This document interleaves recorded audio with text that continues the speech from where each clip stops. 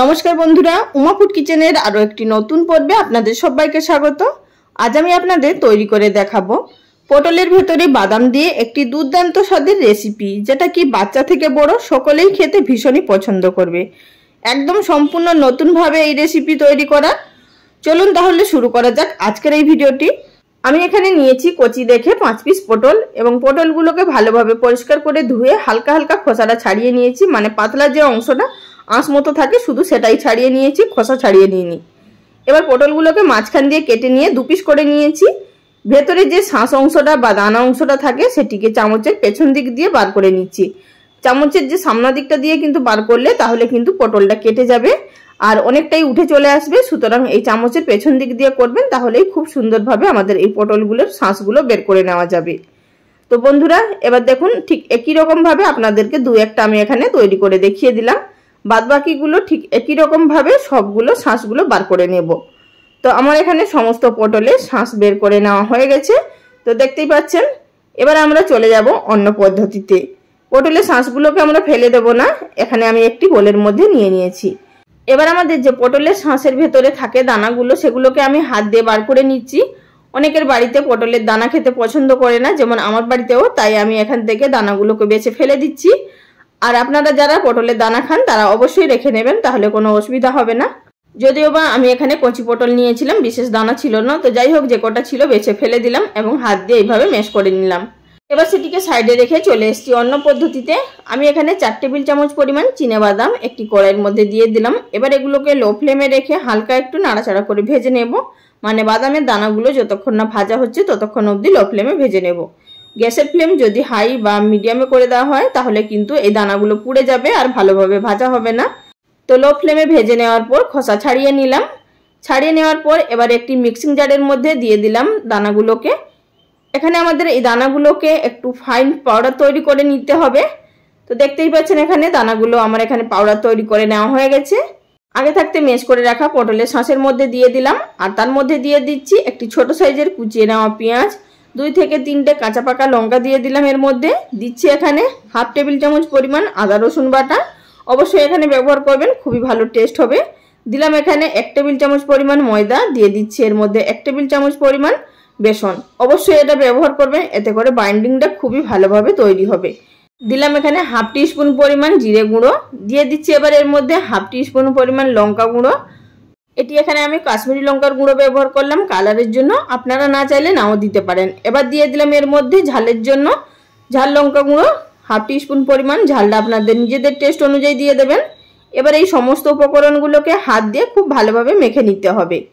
প্রথমে কিন্তু জল মেশাবেন না, তা না হলে কিন্তু পাতলা হয়ে যাবে আর পুর ভরা যাবে না। এইভাবে প্রথমে হাত দিয়ে মেখে নেবেন, যদি জলের প্রয়োজন হয় তাহলেই দেবেন। তো আমার এখানে নুনটা দেওয়া স্কিপ হয়ে গেছিল, তো নুনটা এই পর্যায়ে অ্যাড করে দিলাম। এবার আবারও এটিকে ভালোভাবে মেখে নেব, আর মাখতে মাখতে আমি এর মধ্যে কিছুটা পরিমাণ জল অ্যাড করব। দিয়ে দিচ্ছি প্রথমে এর মধ্যে 2 টেবিল চামচ পরিমাণ জল। আমার এখানে কিন্তু এই জলটাই শুধু লেগেছে, আর এর মধ্যে আর বাড়তি জল লাগেনি।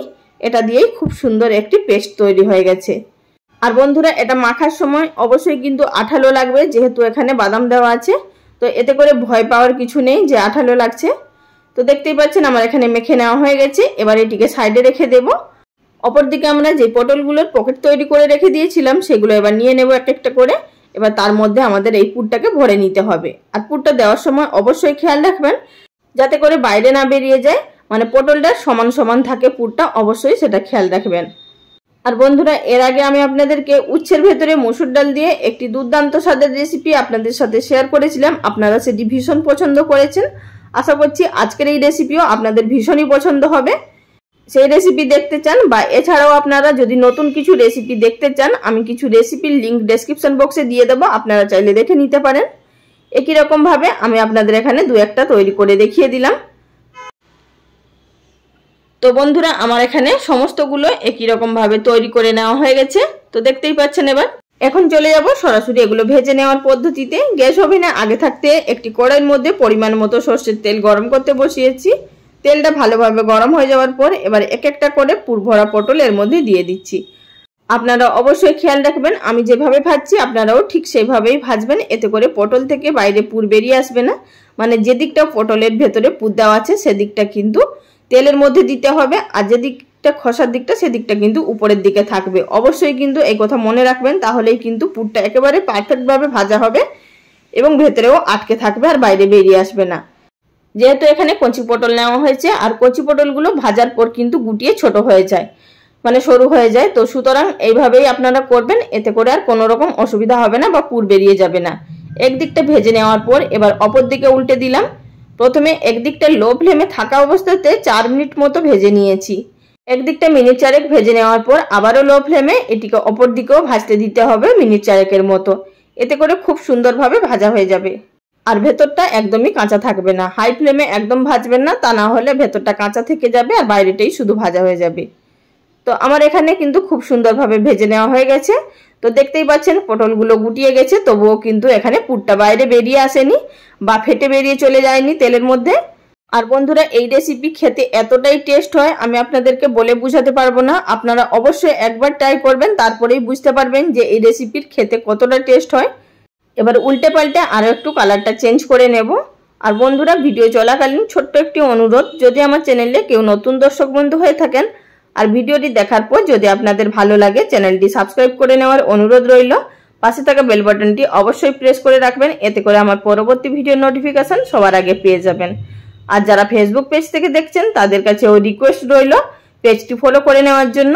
আর যেই সকল বন্ধুরা আমার সঙ্গে এতক্ষণ ধরে আছেন তাদেরকে অসংখ্য ধন্যবাদ। তো বন্ধুরা, আমার এখানে পটলগুলো সমস্ত ভেজে নেওয়া হয়ে গেছে। এবার এগুলোকে তেল থেকে তুলে নেব। তো দেখতেই পেলেন কত সহজ পদ্ধতিতে বাড়িতে থাকা সাধারণ কিছু উপকরণ দিয়ে পটলের একটি দুর্দান্ত নতুন স্বাদের রেসিপি তৈরি হয়ে গেল। তো বন্ধুরা, অবশ্যই ট্রাই করুন, সবাইকে খাওয়ান, খান, সবাই ভালো থাকুন, ধন্যবাদ।